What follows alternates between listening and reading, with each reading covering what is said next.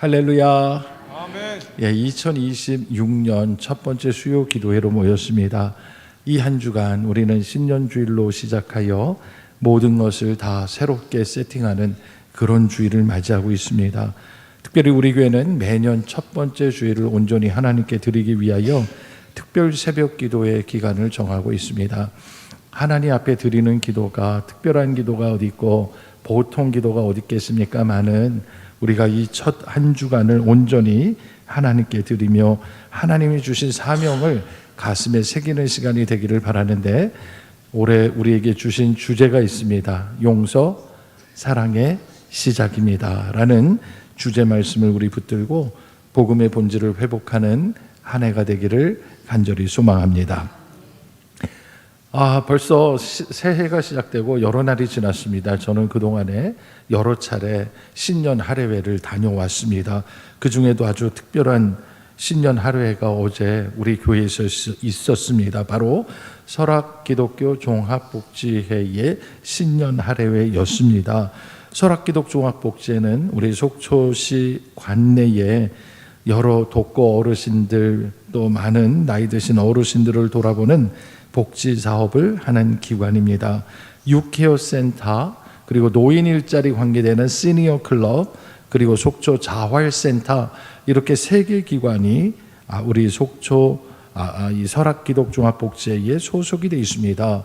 우리의 이 활동은 20여 년 전에 속초 기아대책위원회라는 이름으로 시작해서 오늘날에 이르게 됐습니다.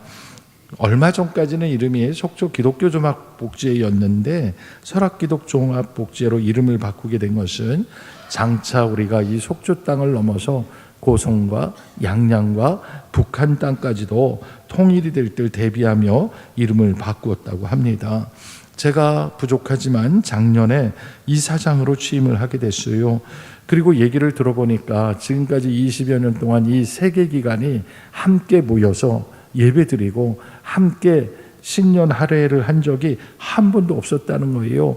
그래서 올해는 우리가 함께 하면 좋겠다. 비록 설악기독교 종합복지회가 속초시와 강원도의 예산을 받아서 복지 사업을 하고 있지만 우리는 분명히 기독교인이라는 아이덴티티를 가지고 일하기 때문에 이 안에 계신 분들이 거의 대부분이 교인들이라는 걸 생각하면서 예배를 드리면 좋겠다라고 제안을 했는데 다 좋다고 해서 어제 모여서 같이 신년 할애를 예배로 드렸어요. 특별히 우리 교회 방소 장로님이 이사로 계시는데 아주 은혜롭게 기도해 주시고, 또 제가 말씀 전하고 축도 기도로 마치고 그리고 나서 같이 인사하는 시간을 가졌으니 얼마나 감격했겠습니까? 올 한 해 우리가 어떤 일을 하든 열심히 일하는 거 중요해요. 근데 그거보다 더 중요한 것은 우리의 마음과 뜻과 정성을 하나님께 먼저 드릴 줄 아는 것. 그래서 올 한 해 우리의 마음을 하나님께 고정하고 하나님만 바라보고 그 길을 나가는 것이 더 중요하다고 생각합니다. 왜냐하면 우리는 우리 안에 담긴 것이 그대로 흘러나오는 사람들이기 때문이에요. 선한 것으로 가득 채우면 우리 삶 속에 선한 것이 나올 것이고, 악한 것으로 채우면 악한 것이 나올 거예요. 그런 의미에서 올 한 해 성령 하나님의 말씀으로 충만한 한 해가 되기를 간절히 바랍니다. 그래서 시작하기 전에 옆 사람과 이렇게 인사하겠습니다. 올 한 해 말씀과 성령으로 충만합시다. 올 한 해 말씀과 성령으로 충만한 한 해 되시기를 축복합니다. 오늘 신명기 강해 설교 쉬운 7번째 시간입니다. 신명기 30장 15절로 20절의 말씀으로 오늘 주신 말씀 듣고 배우고 지켜 행하게 하라 라는 말씀을 선포하도록 하겠습니다. 신명기 31장을 우리가 오늘 시작하게 됐는데 드디어 신명기의 마지막 부분에 오게 됐습니다. 그동안 수차례 말씀드린 것처럼 이 신명기는 출애굽한 이스라엘 백성이 드디어 약속하신 가나안 땅에 들어가기 위하여 그 건너편 모압 땅에 모여서 함께 하나님과의 언약을 다시 확인하고 하나님 말씀을 가슴에 새기는 그 모든 과정을 기록한 책이 신명기라 했습니다. 그래서 신명기라는 말은 새로울 신자가 아니라 다시 신자기 때문에 하나님 말씀을 다시 선포하고 언약을 맺었다. 그렇게 이해를 하면 좋겠다고 말씀을 드렸어요. 40년 동안의 그 초심을 잊지 않고 가나안 땅 들어가기 전에 하나님이 주신 그 계명과 율례와 규례와 법도를 한 번 더 강조하면서 서로 지키기로 약속한 말씀이 신명기라 했습니다. 특별히 오늘 우리가 함께 읽은 이 신명기 31장 전반부의 말씀을 보면 지금까지 앞에서 선포된 말씀과는 결이 많이 다르지요. 앞에서는 내가 그 땅에 가면 무엇을 해라, 무엇을 하지 마라, 이런 이야기들을 주셨다면 이제는 정말 모세가 이스라엘 백성과 헤어질 때가 됐구나 하는 느낌이 오기 시작을 합니다. 그래서 이 신명기 31장부터 마지막 34장까지는 사실상의 신명기의 마지막 결론이기도 하고 이제 모세의 마지막 선포되는 말씀이다라는 것을 우리가 알게 됩니다. 자, 오늘 본문 말씀을 보면 모세가 이스라엘 백성 앞에 나와서 다시 죽을 힘을 당해서 말씀을 선포하고 있구나 하는 것을 우리가 말씀 속에서 느낄 수가 있습니다. 만약 모세가 이제 곧 이 말씀을 선포하고 나면 얼마 안 있어 내가 죽게 된다는 것을 알고 있다면, 그래서 지금 하고 있는 설교가 내 인생의 마지막 설교일 수도 있다라고 말씀을 전하고 있다면 모세의 심정은 어떨까? 여러분 한번 생각해 보시기 바랍니다. 아마 남은 시간이 얼마 없고 이스라엘 백성들에게 해야 될 이야기가 많을 때는 하나님이 주시는 말씀 외에는 다른 얘기할 시간이 없겠구나, 그런 생각이 드는 거죠. 그러니 한마디 한마디가 신중하고 그 말씀 한마디 한마디 속에 굉장히 깊은 뜻이 있구나, 그런 것을 우리가 생각하게 되는 것이죠. 여러분들도 한번 그런 상상을 해봤으면 좋겠어요. 내가 내 가족들과 함께 만나 이야기하고 그리고 이 가족들과 함께 교제하는 이것이 만약 이것이 마지막일지도 모른다고 생각하면 거기서 나는 어떤 말을 할까? 여러분의 자녀들 앞에서 부모로서 마지막으로 무슨 얘기를 한다면 어떤 얘기를 하겠어요? 아마 어떤 분들은 그 시간에도 내가 옛날에 이런 일을 했었지 하고 옛날 추억을 이야기하는 그런 분들도 있을 것이고, 또 어떤 분들은 얘들아 내가 이제 떠나 없어진다 할지라도 하나님이 너와 함께하니 너는 하나님의 말씀 붙들고 하나님의 자녀답게 살아줘, 그런 부탁을 하는 부모도 계시겠죠. 어떤 이야기를 하든 이제 남은 시간이 별로 없다는 것, 그것을 알고 있다면 아마도 서로 간에 불필요한 이야기는 하지 않고 시간을 아껴가며 이야기를 잘 들어라, 그러면 내가 하나님의 복을 받을 거야, 그렇게 얘기하지 않을까 생각해 봅니다. 그래서 오늘 신명기 31장부터는 정말 시간이 얼마 남지 않은 모세가 겪은 이야기들이니 하나하나를 좀 깊이 살펴보겠습니다. 먼저 1절과 2절을 찾아봅시다. 우리 함께 한 목소리로 읽어볼까요? 시작. 또 모세가 가서 온 이스라엘에게 이 말씀을 전하여 그들에게 이르되 이제 내 나이 120세라 내가 더 이상 출입하지 못하겠고 여호와께서도 내게 이르시기를 너는 이 요단을 건너지 못하리라 하셨느니라. 아멘.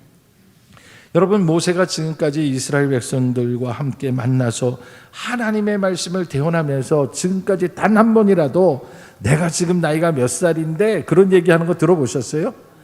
성경에서 한 번도 모세가 내 나이가 지금 몇 살인데 라고 한 적이 없어요. 유일하게 여기에서 말씀하기를 내 나이가 지금 120세라 라고 얘기하고 있다는 것이죠.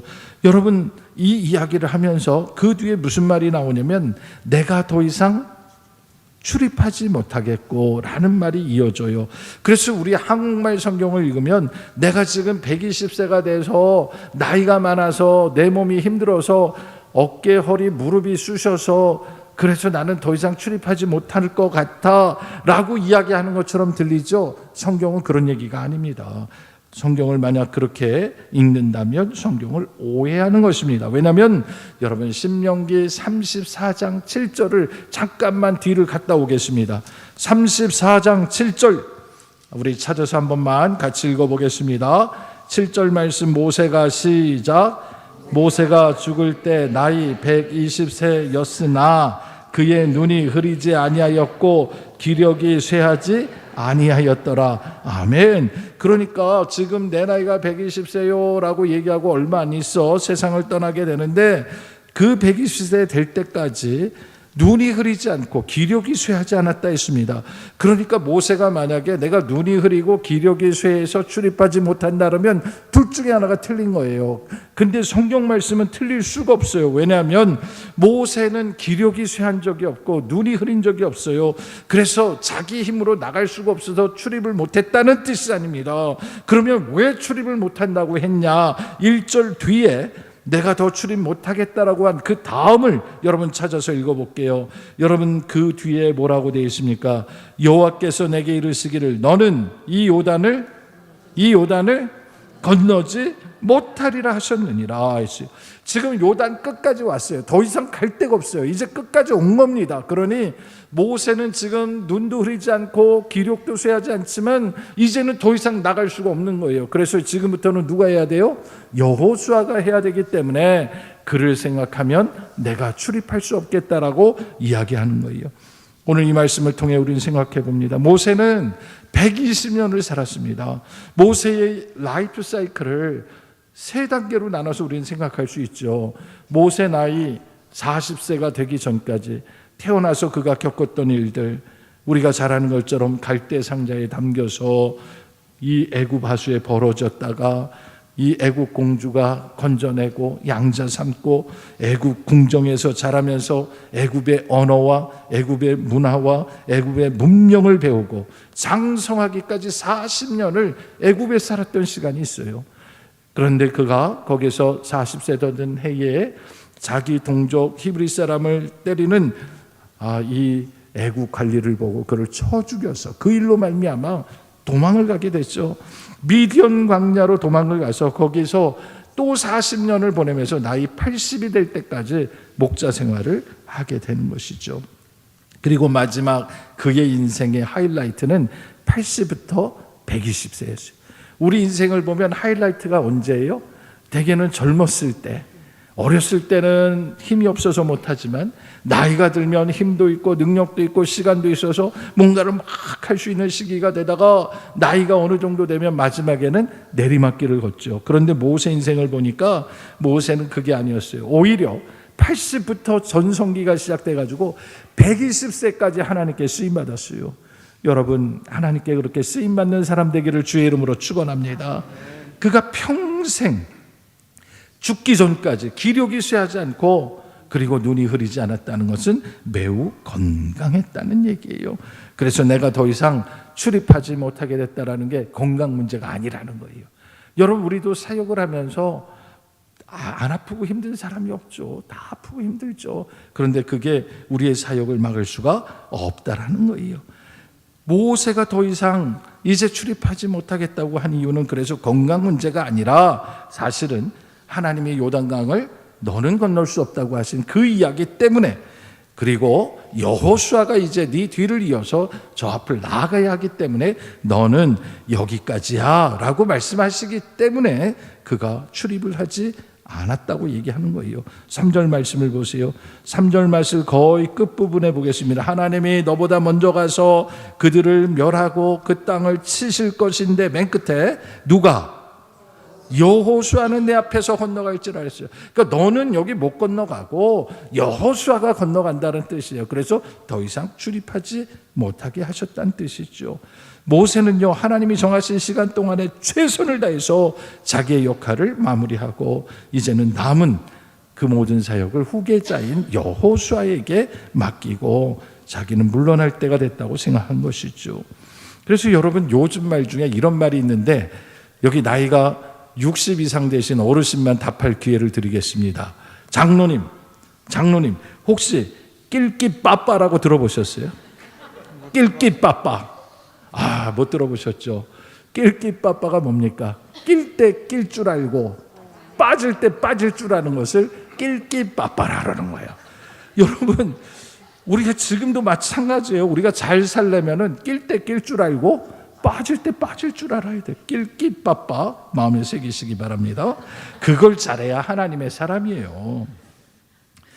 오늘 우리 한국교회가 최근 들어서 어려움을 겪는 많은 이유가 있겠지만 그 중에 가장 큰 이유가 뭐냐면 이 바로 낄끼빠빠를 지키지 않아서 그런 거예요. 우리가 하는 이 교회 세습의 문제, 목사님이 은퇴할 때 되면 모세처럼 순종하고 물러설 수가 있어야 되는데 그러지를 않는 거예요. 아들에게 교회 담임 목사직을 세습한다든가 변칙적으로 분립 개척을 시켜준다든가 은퇴한 후에도 담임 목사를 세우고도 교회에 남아서 본인이 설교를 하고 영향을 미치는 그런 모습 속에서 성도들이 실망해서 교회를 떠나기도 하고 있다라는 거예요. 근데 저는 어렸을 때부터 그렇게 배우지 않았어요. 저는 정통 기독교, 그것도 우리 장로교회 집안에서 자라면서 제가 배운 교회에서는 우리 목사님이 그렇게 가르치셨거든요. 미국 장로교 헌법에서는 목사님이 은퇴하면은 본인이 섬기던 교회에서 60마일 이상 떨어진 곳으로 이사를 가게 했어요. 60마일이면 한 100km 됩니다, 여러분.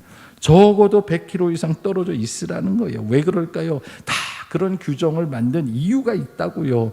우리 속초중앙교를 생각해 보는데 우리 속초중앙교회 목사님 많이 배출해냈는데 여러분 혹시 아시는지 모르겠지만 김홍렬 목사님이라고 아세요?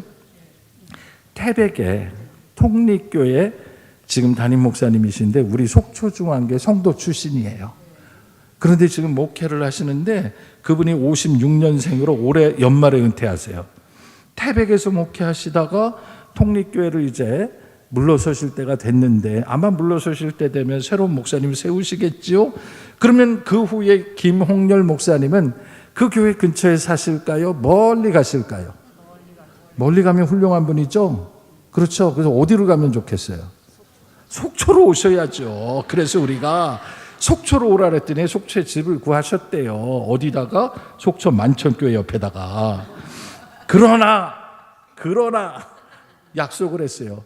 속초 오시면 속초중앙교회 등록하고 할렐루야 찬양대에 등록하고 교회에서 평신도 생활을 하기로 약속하셨어요. 얼마나 멋집니까? 내년에 김홍렬 목사님께서 우리 교회 새가족 등록하면 여러분 잘 봐주시기를 부탁드립니다. 여러분 다시 한번 말씀드리지만 모세가 회중 가운데 출입하지 않았다는 것은 거동이 불편해서가 아니라 그의 사명이 끝나가고 후계자를 세우기 위하라는 것을 잘 생각하고 오늘 말씀을 이어가도록 하겠습니다. 여러분 제가 속초중앙교회 2012년에 부임을 했습니다. 그동안에 저와 여러분의 목사님들이 함께 동역을 했습니다. 제가 가만히 생각해 보니까 양희조 목사님, 아시는 분은 고개를 끄덕하고 모르면 가만히 계세요. 양희조 목사님, 백효연 목사님, 유영식 목사님, 이규왕 목사님, 개대훈 목사님, 김환기 목사님, 정동진 목사님, 이만민 목사님, 고상수 목사님, 저하고 같이 사역하다가 이 교회를 떠나서 다른 곳에 사역하신 분이 9분이에요. 이 9명 중에 5명이 지금 담임 목회를 하고 계세요. 별로 안 놀라시는 것 같네. 그리고 지금도 유요셉 목사님, 김건일 목사님, 강사도 목사님, 김대현 목사님, 이랑기 목사님 5분이 지금 동역하고 있는데 앞으로 하나님께서 이분들을 어떻게 쓰실지 모르지만 저는 기대하고 기도하고 있어요. 반드시 하나님이 다 귀하게 쓰실 줄로 믿습니다. 모세가요, 자기의 후계자인 바로 이 눈의 아들 여호수아, 그가 이제 앞으로 중차대한 사명을 감당하게 되는데 그것을 감당하면서 비법을 전수하는 게 있어요. 비법이 뭐냐면 지금 40년 동안 출애굽 가운데 내가 어떤 심정으로 왔고 하나님이 어떤 은혜를 주셨는지를 한마디로 딱 요약해서 너도 이렇게 될 거야 하고 하는 격려의 말이 4절입니다. 여러분 4절 5절 제가 읽을게 잘 들어보세요. 또한 여호와께서 이미 멸하신 아모리 왕 시온과 옥과 및 그 땅에 행하신 것과 같이 그들에게도 행하실 것이라. 또한 여호와께서 그들을 너희 앞에 넘기시리니 너희는 내가 너희에게 명한 모든 명령대로 그들에게 행할 것이라 했어요. 한마디로 요약하면 하나님께서 지금까지 앞서서 모든 일을 다 행하셨어요. 하나님께서 아모리 왕 시온, 옥, 또 그들 앞에서 행하신 일들 이거 다 하나님이 하신 일이고 이제 넘어갈 땅에도 하나님이 그렇게 하시리라는 약속의 말씀이에요. 그래서 우리가 분명히 알아야 될 것은 하나님께서 지금까지 역사하신 것처럼 가나안 땅에 들어가서도 똑같이 하나님이 하실 것을 확실하게 믿으라는 거예요. 여러분, 하나님이 우리 가운데 역사하신 일을 앞으로도 하나님이 하신다라는 확신을 가지시기 바랍니다. 그래서 이들이 하나님이 주신 명령대로 순종하기만 하면, 말씀을 지키기만 하면 하나님이 친히 행하신다. 이건 우리가 하는 게 아니라 하나님이 하시는 거야. 그것을 계속 강조하는 거예요. 그래서 여호수아와 함께하는 이스라엘 백성들이 해야 할 일은 뭐냐? 하나밖에 없어요. 너희는 강하고 담대하라. 두려워하지 말라.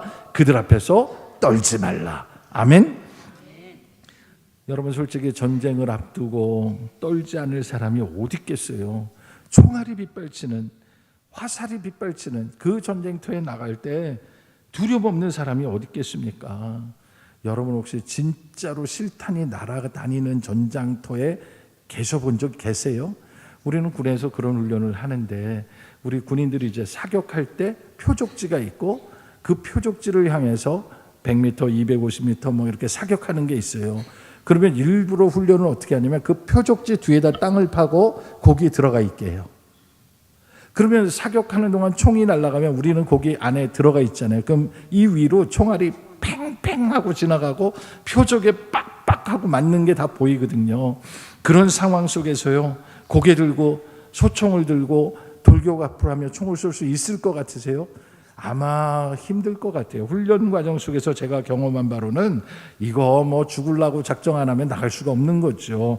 그런데 전쟁터에서는 그게 가능하죠. 왜 그렇죠? 옆에 있는 전우들이 죽어갈 때 견딜 수 없는 분노로 뛰어나가게 돼 있다라는 거예요. 그래서 사실은 우리가 살고 죽는 건 하나님의 손에 달려 있기 때문에 우리가 할 일은 뭐냐? 강하고 담대하게 나아가는 것, 이것만이 우리가 할 수 있는 일이라는 거예요. 우리가 왜 그렇게 해야 되느냐? 하나님이 주신 약속 때문이에요. 하나님께서는 어디를 가나 내가 너와 함께 할 것이고 너를 떠나지 아니할 것이고 너를 버리지 아니하리라 약속하셨습니다. 이게 하나님의 약속이에요. 네가 그 길을 가는데 너 홀로 보내지 않는다는 거예요. 내가 같이 갈 거고 버리지 않고 함께 한다는 거예요. 이 약속의 말씀이 올 한 해 우리 가운데 이루어지기를 주님의 이름으로 축원합니다. 그래서 이스라엘 모든 백성들 앞에 여호수아를 높이 세워주면서 명령하는 게 바로 7절 8절 똑같은 얘기를 하면서 하나님이 너와 함께 하시고 하나님이 너를 떠나지 않으실 것이고 너를 버리지 않을 거니까 너는 어떻게 하라고요? 강하고 담대하고 두려워하고 떨지 말라는 거예요. 오늘 우리가 이 말씀이 우리에게 주시는 말씀으로 아멘이 되기를 소망합니다. 올 한 해 우리 앞에 어떤 일이 펼쳐질지 몰라요. 그러나 저는 하나 확신합니다. 하나님은 우리와 함께 하시고 떠나지 아니하시고 버리지 아니하시고, 그래서 우리는 강하고 담대하게 그 길을 헤쳐나갈 수 있는 줄로 믿습니다. 우리가 그렇게 되기를 간절히 소망합니다. 이제 두 번째 이야기는 모세가 이 신명기의 말씀을 다 선포했어요. 그런데 선포한 것으로 끝났느냐? 그게 아니에요. 오늘 정말 중요한 얘기가 나오게 되는데, 대부분의 사람들은 커뮤니케이션 할 때 대화로 하죠. 여러분, 누구하고 만나서 얘기할 때 웬만하면 말로 다 하잖아요. 근데 진짜 중요한 얘기를 할 때는 어떻게 할까요? 정말 중요한 얘기를 할 때는 서로 틀리면 안 되니까 메모를 하든 기록을 하든 서류를 만들든 계약서를 만들든 서면으로 하게 돼 있어요. 동의하십니까? 여러분, 모세도 똑같이 그렇게 했습니다. 출애굽 40년 동안 하나님께서 우리 가운데 어떤 역사를 하셨는지, 그 하나님이 누구신지를, 천지를 창조하신 하나님이라는 것을 이 백성들 앞에 설명하기 시작해서 신명기의 말씀을 선포하기까지 많은 시간 동안 하나님의 말씀을 전했을 거예요.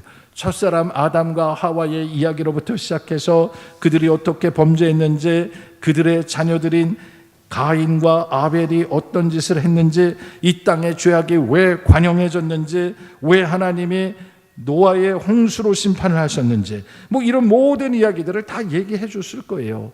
그리고 나서 이스라엘 백성들에게 이 신명기의 말씀을 마지막으로 선포했는데, 모세는 자기의 마지막 시간에 이것을 말로만 선포한 게 아닙니다. 함께 9절을 읽어봅니다. 9절 중요합니다. 다 같이 읽겠습니다. 시작.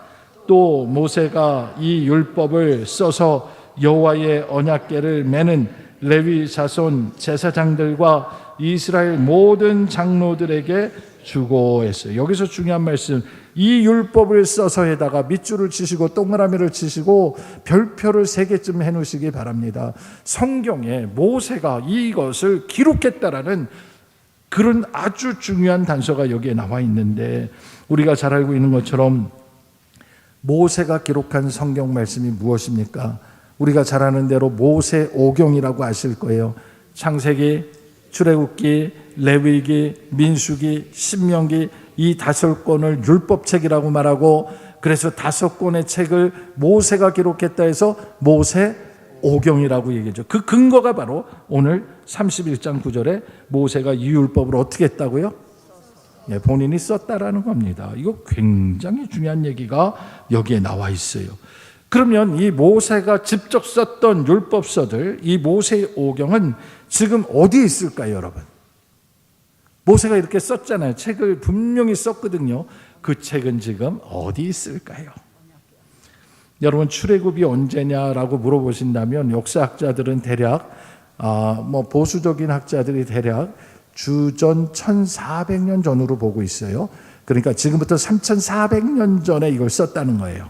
그러니까 이 책 3400년 전에 썼던 율법책을 발견하면 세계적인 뉴스가 될 뿐 아니라 이건 돈으로 환산할 수 없을 정도로 어마어마한 몇천억 몇백억을 줘도 살 수 없는 그런 귀한 책이 될 것인데, 아직까지 모세가 쓴 책을 발견한 사람은 있다 없다? 없어요, 여러분. 모세가 쓴 책을 발견한 건 없는데, 모세가 이 책을 지금 누구한테 줬다 그랬어요? 레위 제사장들과 이스라엘 장로들에게 줬잖아요. 그래서 이 사람들이 가나안 땅에 가서 흩어져 살게 되면서 매 7년 면제년 끝에 초막절에 하나님의 말씀을 선포했어요. 창세기부터 시작해서 이 신명기 끝까지를 계속 반복해서 귀에 피가 날 때까지, 딱지가 앉을 때까지 하나님 말씀을 전하게 했어요. 그래서 이스라엘 자손들은 창세기로부터 이 신명기까지의 말씀을 그냥 달달달달 외우게 만들어버렸죠. 그래서 그때는 책이 귀한 시절이니까 그 책을 계속 읽어줘서 머릿속에 기억하게 만들었죠. 그런데 세월이 지나면서부터 흩어져 살기 시작하면서 그렇게 하기가 힘들어졌잖아요. 그러니까 이 책을 어떻게 했겠습니까? 원본을 보고, 요즘 같으면은 복사기에다 넣으면 되겠지만 복사기가 없잖아요. 그러면 제일 좋은 방법은 뭐예요? 한 글자 옮겨 적는 거예요. 그걸 뭐라고 하냐면 필사라고 얘기를 하는 거예요. 이 성경을 필사를 해서 그 필사한 책을 보고 또 필사를 하고 해서 필사의 역사가 일어나는데, 그러면 지금까지 구약 성경 중에 가장 오래된 사본 중에 그나마 발견된 거 몇 년 정도 됐겠습니까? 여러분, 우리가 흔히 쿰란 동굴에서 발견한 사해사본이라는 책이 있는데, 여기에 구약 성경이 언제냐면 주전 300년이에요. 근데 주전 300년 하면 마음이 와닿지 않으니까 정확하게 지금부터 2300년 전에 쓴 책이에요.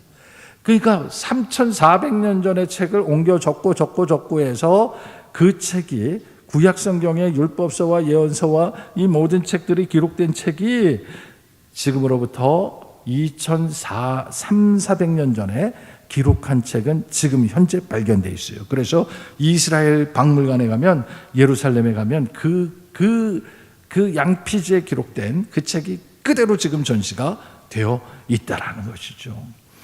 그러니 모세가 만약에 기록한 책을 발견하면 여러분 엉망장자 되는 거예요.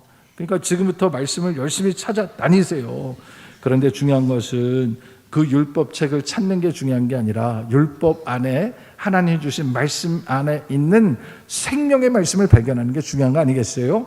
그래서 이 말씀을 계속 선포하라고 얘기하는데, 어디서 하라고 얘기했냐면 하나님께서 택하신 장소에서 하라 그랬습니다. 그러면 택하신 장소가 어디입니까?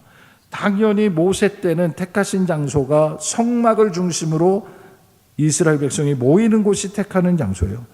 가나안 땅을 정복하고 나서는 실로가 그 땅이 되는 것이요, 예루살렘의 성전이 세워지고 나서는 예루살렘이 그 모이는 하나님이 택하신 장소가 되는 것이요, 오늘날 우리가 모여 함께 예수를 그리스도라고 고백하는 이 교회에서 바로 하나님의 말씀이 선포되어야 한다라고 말씀하시는 거예요. 왜 말씀을 그렇게 선포해야 되느냐? 뭐 오늘 계속해서 반복되는 얘기입니다만은 여러분 잘 들어보세요. 왜 낭독을 하게 하셨냐면 첫째는 듣게 하려고 하는 거예요. 믿음은 들음에서 난다 그랬잖아요.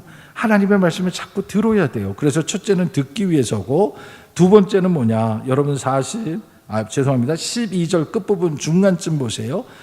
그들에게 듣게 만들고, 두 번째는 배우게 만들고, 그래서 하나님 여호와를 경외하게 만들고, 그래서 이 모든 말씀을 지켜 행하게 하려고. 이게 목적입니다.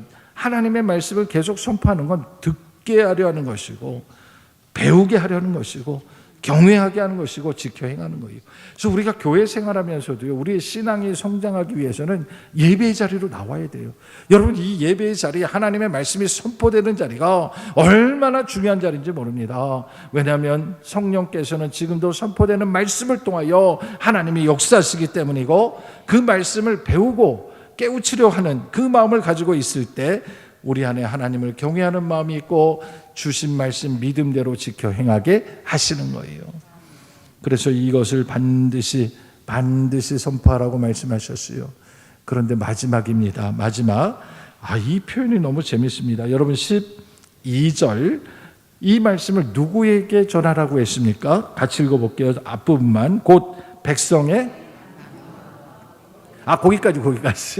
여러분 백성의 남녀 하면은 이 백성 중에 해당 안 되는 사람이 있겠어요? 없지요. 남녀면 다 들어간 거예요. 이 가운데도 제가 남자 손 들어보세요. 여자 손 들어보세요. 이 안에 이미 다 들어간 거예요. 그럼 남자 여자 아닌 다른 뭐가 있습니까? 없어요. 그러니까 사실은 다 들어간 거예요. 그런데 여기에 사람 취급받지 못하는 사람들이 들어가는데 그 다음이 누구예요? 어린이. 우리 옛날에 그랬잖아요. 애들은 가라 하면서 어른들 얘기하는데 애들 오지 말라 그러잖아요. 근데 성경에는 뭐라고 얘기하냐면 어린이도 오라는 거예요. 여러분 이것이 구약 시대에 제가 말씀드린 대로 주전 1400년경에 말씀을 통해서 하나님 말씀 앞에 어린이들을 오라고 했다는 것은 이건 소파방정환이 어린이날 만든 것보다 더 혁명적인 얘기라니까요. 어린이는 사람 취급하지 않았고 귀하게 여기지 않던 때에도 어린이들에게 하나님 말씀을 전하게 했다. 뿐만 아니라 내 성읍 안에 거류하는 누구? 타국인. 오늘날로 얘기하면 뭐예요? 외국인이에요. 외국인 노동자예요. 누가 봐도 이스라엘 사람 아니고 혈통적으로 보나 뭐로 보나 잡족들입니다. 그런데 놀랍게도 하나님께서는 이스라엘의 12지파만 모이라고 하지 않았어요. 이스라엘 12지파 가운데 거하는 외국인들, 타국인조차도 다 그들을 불러 모으고 그들에게 하나님 말씀 듣게 하고 배우게 하고 경외하고 지켜 행하라고 말씀하셨어요. 그러면 제가 여러분에게 질문드립니다. 이스라엘 백성이 아니라 할지라도 하나님의 말씀을 듣고 하나님의 말씀을 배우고 하나님을 경외하고 하나님 말씀대로 지켜 행하면 하나님의 백성 맞습니까? 아닙니까? 하나님의 백성이 맞는 거예요. 그러니까 이스라엘 공동체는 우리가 볼 때 이스라엘은 혈연 공동체처럼 보이지만 사실은 이스라엘 공동체는 신앙 공동체인 것이에요. 오늘 이 자리에 계신 분들도 제가 물어볼게요. 아마 제가 고향을 물어보면 여기 전국 8도 다 나올 거예요. 그렇죠? 여기 그냥 이것만 물어볼게요. 속초에서 태어나신 분 들어보세요. 잠깐만 내려보세요. 나머지는 속초 아니잖아요. 그렇잖아요. 그러니까 속초 태어나신 분 몇 분 계시고 나머지는 다 전국 각지에서 오셨잖아요. 그런데 여러분은 그리스도 예수 안에서 한 형제 자매임을 믿으십니까? 우리는 피 한 방울 섞이지 않았어도 우리는 다 형제 자매예요. 왜?